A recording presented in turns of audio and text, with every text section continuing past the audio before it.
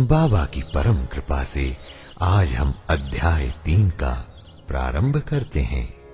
बाबा की स्वीकृति प्रतिज्ञा आज्ञा है अनमोल, ममतामय ज्योति स्वरूप के वचन है अमृत बोल।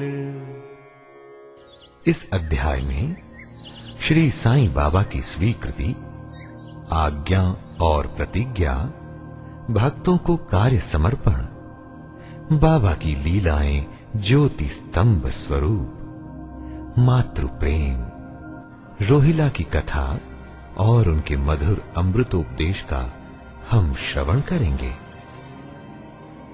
श्री साईं बाबा की स्वीकृति और वचन देना।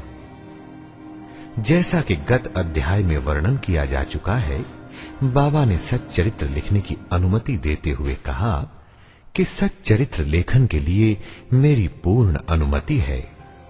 तुम अपना मन स्थिर कर मेरे वचनों में श्रद्धा रखो और निर्भय होकर कर्तव्य पालन करते रहो।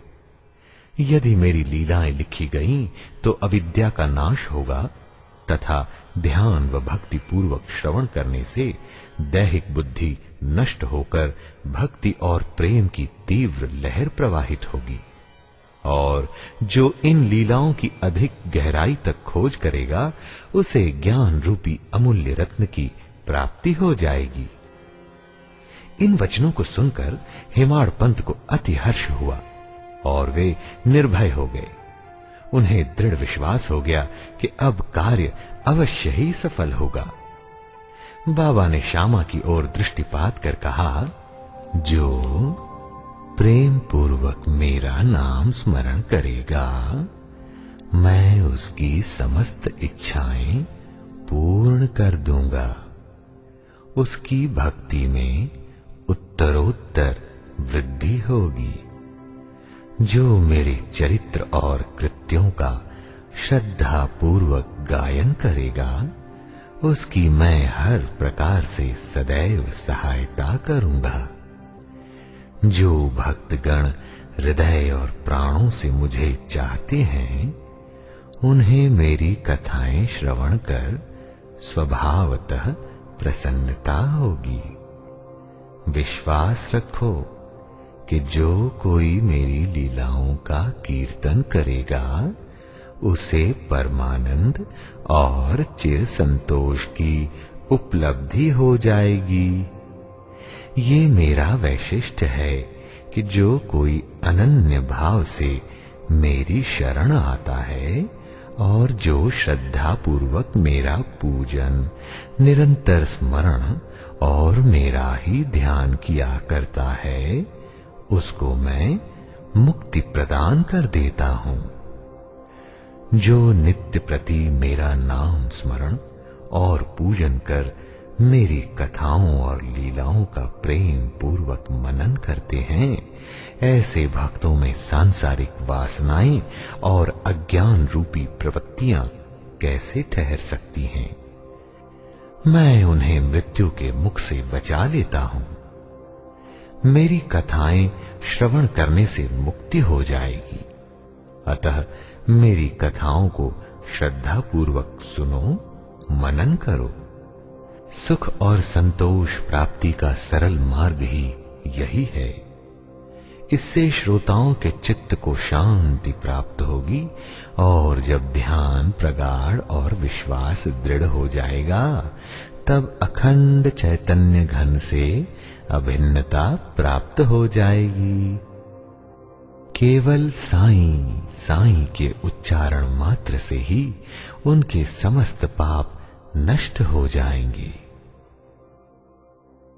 अब देखते हैं कि भिन्न भिन्न कार्यों की भक्तों को प्रेरणा किस तरह बाबा ने दी।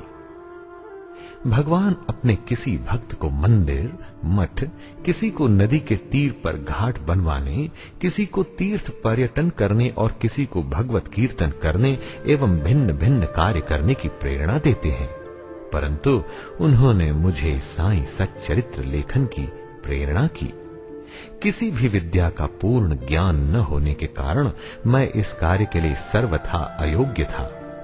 अतः मुझे इस दुष्कर कार्य का दुस्साहस क्यों करना चाहिए? श्री साईं महाराज की यथार्थ जीवनी का वर्णन करने की सामर्थ्य किसे है? उनकी कृपा मात्र से ही कार्य संपूर्ण होना संभव है। इसलिए जब मैंने लेखन प्रारंभ किया तो बाबा ने सबसे पहले मेरा अहम नष्ट कर दिया और उन्होंने स्वयं अपना चरित्र रचा। अतः इस चरित्र का श्रेय उन्हीं को है, मुझे नहीं। जन्मतः ब्राह्मण होते हुए भी मैं दिव्य चक्षु विहीन था। अतः साईं सच्चरित्र लिखने में सर्वथा अयोग्य था। परंतु श्री हरि कृपा से क्या संभव नहीं है? अरे मूक भी वाचाल हो जाता है और पंगु भी गिरिवर चढ़ जाता है। अपनी इच्छा अनुसार कार्य पूर्ण करने की युक्ति वे ही जाने। हारमोनियम और बंसी को ये आभास कहां कि ध्वनि कैसे प्रसारित हो रही है, इसका ज्ञान तो वादक को ही है। चंद्रकांत मणि की उत्पत्ति और ज्वार भाटे का रहस्य मणि अथवा उदधि नहीं, वरन शशि कलाओं के घटने बढ़ने में ही निहित है। आइए अब हम बाबा का चरित्र जानें, जो कि ज्योति स्तंभ स्वरूप है। समुद्र में अनेक स्थानों पर ज्योति स्तंभ इसलिए बनाए जाते हैं जिससे नाविक चट्टानों और दुर्घटनाओं से बच जाएं और जहाज को कोई हानि न पहुंचे। इस भवसागर में श्री साईं बाबा का चरित्र ठीक उपर्युक्त भांति ही उपयोगी है। वह अमृत से भी अति मधुर और सांसारिक पथ को सुगम बनाने वाला है। जब वह कानों के द्वारा हृदय में प्रवेश करता है तब दैहिक बुद्धि नष्ट हो जाती है और हृदय में एकत्रित करने से समस्त कुशंकाएं लोप हो जाती हैं। अहंकार का विनाश हो जाता है तथा बौद्धिक आवरण लुप्त होकर ज्ञान प्रकट हो जाता है।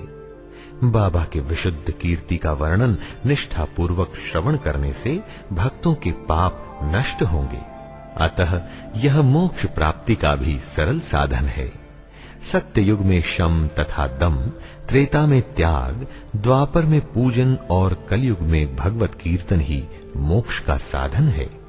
यह अंतिम साधन चारों वर्णों के लोगों को साध्य भी है। अन्य साधन योग, त्याग, ध्यान धारणा आदि आचरण करने में कठिन है, परंतु चरित्र तथा हरि कीर्तन का श्रवण तो अत्यंत ही सुलभ है। केवल उन पर ध्यान देने की ही आवश्यकता है। कथा श्रवण और कीर्तन से इंद्रियों की स्वाभाविक विषयासक्ति नष्ट हो जाती है और भक्त वासना रहित होकर आत्म साक्षात्कार की ओर अग्रसर हो जाता है। इसी फल को प्रदान करने के हेतु उन्होंने सच्चरित्र की रचना कराई। भक्तगण अब सरलता पूर्वक चरित्र का अवलोकन करें और साथ ही उनके मनोहर स्वरूप का ध्यान कर गुरु और भगवत भक्ति के अधिकारी बने तथा निष्काम होकर आत्म साक्षात्कार को प्राप्त हों।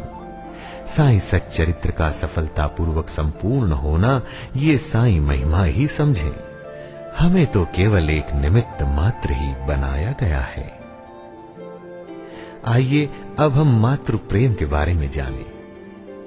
गाय का अपने बछड़े पर प्रेम सर्वविदित ही है।